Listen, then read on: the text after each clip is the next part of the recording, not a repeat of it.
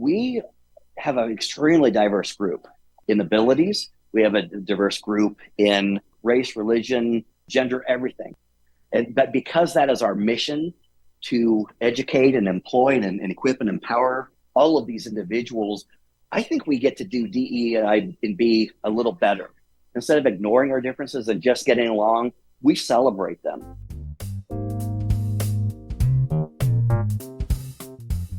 This is the Penny Forward Podcast, a show about blind people building bright futures one penny at a time. I'm Chris Peterson. I'm MOe Carpenter. And today our guest is Tyler Bennett from Rightfully Sewn. MOe found out about Rightfully Sewn recently because they were acquired by an organization called Alpha Point. And we wanted to learn more about them, particularly MOe, because she is a crafter and a sewer and was very, very intrigued by this. So Tyler, thanks for being here, and we're excited to meet you and learn more about Rightfully Sewn. Yeah, I'm very happy to be here. Thank you for having me.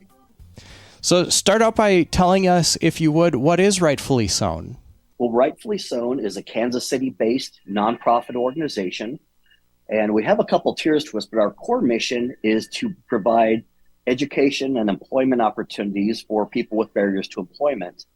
We see a lot that are more along the lines of refugee and immigrants, but others that might have from a shelter or a history or an impairment, a physical impairment that might create an obstacle to employment. And we want to work through those.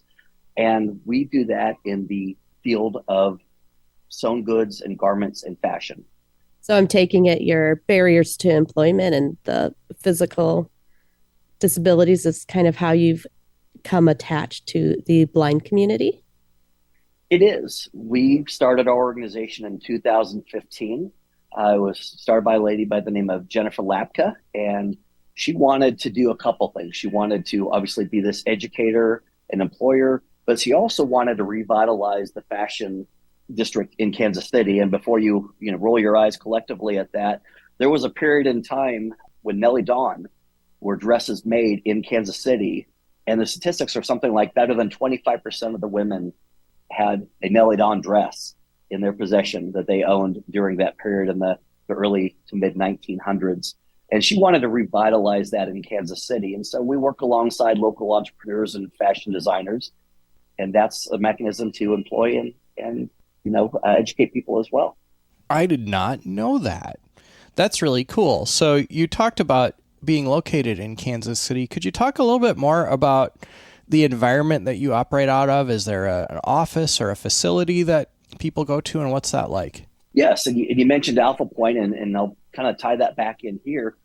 Most of the world, here comes COVID, and a lot of the organizations that were relying so heavily on donations and community support, it just wasn't there, whether financially they weren't able or the uncertainty or just not being able to be out and among the people.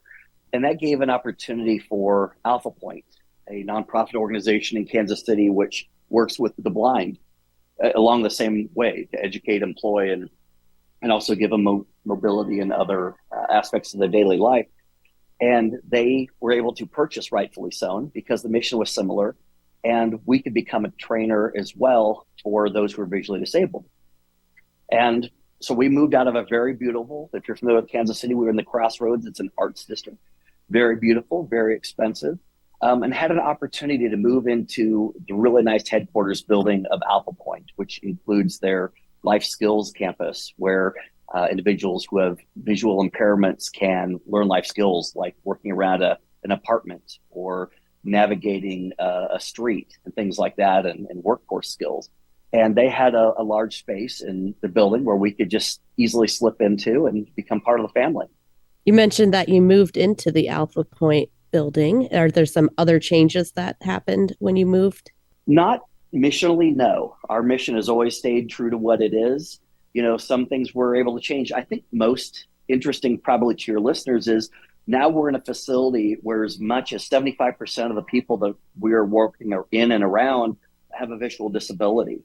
And it's been really interesting in a lot of aspects. Number one, being in that environment, really the net positive is seeing how they navigate and work and interact. Just out of ignorance, so many of the people on our team just we're not really aware of that. And here we are in the same building, neighbors in the hallway. I'm sure that that's a little bit of a culture shock and probably good for both sides to learn a little bit about. I'm curious to know more about the job market in sewing. I don't think that many of us think very much about sewing as being something that you can do as a job or a career in this country, though many people do it and make a living. And can you talk a little bit more about what some of the types of jobs people might be prepared for after going through your program would be? Sure. When they come out of our program, they have the fundamentals, as far as able to work on a home machine, but also many of the industrial machines that would allow them to work, in a workforce, in a production environment. I'm like you. I don't give much thought to the clothes that I'm taking off a hanger and putting on each day, but there's a lot of steps into it. In fact, some of what we do is not clothing based, but more medical, and watching the amount of detail that's required to complete these items, to sew it, and the skill level.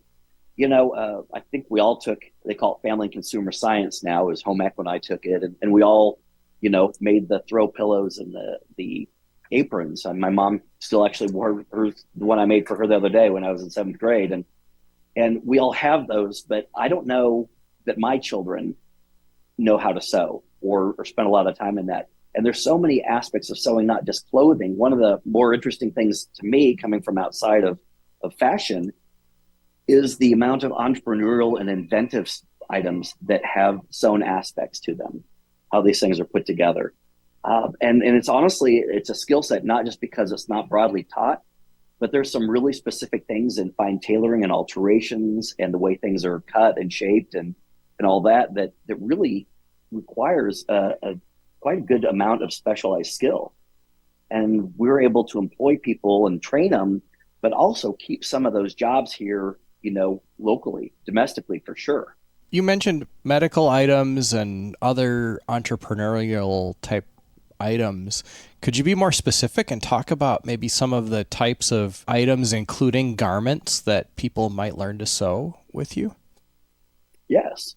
So the ones that most people think of, obviously, are the dresses and stuff. And then, at the other end of that spectrum are the tote bags and the pillows. But in between are all these aspects. And this is something that we really have a niche for. And that is, some of the design aspects, some of the fitting, some of the sizing. We actually offered a class to individuals last summer, and it was over a course of several weekends. And they would come up with an idea, illustrate it, design it, pattern it, size it, sew it, and model a swimsuit. Now, that's a lot of work for something you can go pull off the rack at your local department store pretty easily, but they got to learn that and make something that was truly their own. Have there been challenges that you've come across since you've been working with the blind community and not just otherwise disabled or disadvantaged community? No, I think some of the disadvantage or surprises come from our own barriers to understanding. If when I tell people that in this building, as much as 75% of the people that are working, whether they're working for Rightfully Sewn Sewing or for Alpha Point, either sewing or doing another aspect of their job, that 75% are visually disabled in some capacity, legally blind. I think they think that they must be doing, some type of work that is meaningless, just repetitive. And it's not at all. It's not at all. And I think that was really the coolest revelation, is with some amount of accommodations, you remove those barriers. Can you speak about any of those accommodations that you've made? Yeah, most of the accommodations that we've been able to make are simple ones, because of so much of the work is fine-tuned and very specific, and there's some minimal tolerances. A lot of the accommodations can be made by using templates and things like that allow someone who's holding a piece of fabric or this being sewn at a certain spot on the machine. And a lot of the automated machines are operated with foot pedals. So as long as everything's lined up and the computer on the sewing machine is programmed correctly, the step is taken care of. So making sure that there's those templates, those forms and things that someone could easily use, and it lines up perfectly, honestly, in a lot of ways, it produces better quality work. Can you describe in some detail, if you could, the process that you go through when you're taking in a new project? Yeah, so it really depends on the project. We have a great staff here that comes from a background of costume design and such, and they will work with the individual to discover what they're trying to do. And they'll take it all the way from this is the thought you have in your head all the way to the finished product. And that includes doing multiple kinds of samples. We have really good equipment that allows us to minimize scrap and waste because a lot of our customers, they want things made here. They want the employees to be, paid fair wages, and they want us to be environmentally conscious. And so we're able to accommodate that. And it'll go from a thought in someone's head to multiple steps and multiple iterations before we get to the final product. And that could take weeks or months. Some of the ones that are really interesting are these inventors that come in with their ideas. I want to create something that, and we're really taking our knowledge of fabrics and the notions and converting it into something tangible that's never been done before. And that's a lot of fun. Now, it takes a lot longer to do that, but we've had a lot of fun with that, and it allows our seamstresses and sewists to be very creative. I think they like that as well. So what has been maybe one of your favorite projects to have worked on? So this was not too terribly long ago. I believe it was about last summer. The phone rang, and we get a lot of people calling. Some of them are wanting to sign up for classes. Some of them are they have got this great idea and they want someone to work with. But I got this call from a gentleman, and he had a British accent, which I won't do. And he said his name is Marcos, and he is an artist. He had been commissioned by the World Health Organization to create a memorial, a artistic memorial that he was going to display at the United Nations building for the summit that was just in early spring or early fall, I apologize. And then he was going to travel the world. And as part of this vision was this giant quilted earth using recycled and medical fabrics. And out of this, if you look through your phone, would be an app, kind of like Pokemon Go, where flowers and memorial images of people who've lost their lives to COVID would kind of be spiraling out of this thing. Now, I'll be honest with you, I thought it sounded cool, but I also thought I was being pumped. And it turns out it was a legitimate project. And here's what we were able to do. We had 20 different individuals worked on this. 60% of them have refugee or immigrant status. There were 8 different languages spoken by the team that worked on this project. And what we produced was a 400 square foot map of the earth done with, I'll call it reclaimed because they aren't recycled, reclaimed medical fabric. We had the NFL draft here in Kansas City last year, and there was 2.5 miles of fabric used for curtains and railings and things like that. And we used that and sewed it into the product. And when we finished, we had this beautiful thing. And 3 days after we finished, it was hanging in front of the United Nations building for the world to see. 2 days after that, it was on display in the Kennedy Center for all the world to see. And you can track this thing through the artist and find out where it's at today. It's an amazing project. Not that we haven't done really cool things and interesting things, but this was completely different from anything we've ever done before, and everybody had a part in it. I thought that was pretty amazing. That does sound really fun and amazing. Can you kind of talk about some of the machines and things that you use? Because I know it's not just the sewing machine, but even to the cutting and all that part of the process. Yeah, so we have the traditional commercial sewing machines, the ones you'd see that you'd probably imagine, and they all have different aspects of what they do. Some of them are kind of programmed, so you step on a pedal and it does a certain task, and it makes this box shape and puts an X in the box and attaches a handle or something. And some are much more manual than that. But in addition to that kind of things, we have a lot of technology that helps us be more efficient and better stewards of the environment. If you're familiar with the Cricut cutting machine, we have what I call the giant Cricut. I'm sure the manufacturer hates it when I say that, but it is like an 11-foot wide, 20-some foot long table. And it rolls out the fabric onto this table, and it holds it tight to the table. And it basically has a little mechanical arm that cuts out the fabric. And if you're familiar with a Cricut, it lays it out just perfectly so there's minimal waste. That's something we can offer because cutting obviously needs to be precise. but it can take a lot of time to lay things out. So we can do quite a bit of work with that machine, and that allows us to be competitive price-wise and keep people employed. We've got other machines that digitize things and large printers, all kinds of hand tools, but so much of sewing is fairly manual. Even though it might be computer operated to sew those stitches, someone has to pick up the item and put it, in the right spot of the machine. And that's where those templates and guides come in to help us with those who may have an impairment visually. Towards the end of every interview, we always ask, what didn't we ask? So is there anything that you think that our listeners might want to know that we didn't think to ask you about? I think one thing that I really enjoy about what we do, a lot of organizations, a lot of companies talk about DEI and B, and it's such an important initiative, and certainly is something we're sensitive to. But we have an extremely diverse group in abilities. We have a diverse group in race, religion, gender, everything. But because that is our mission, to educate and employ and equip and empower all of these individuals, I think we get to do DEI and B a little better. Instead of ignoring our differences and just getting along, we celebrate them.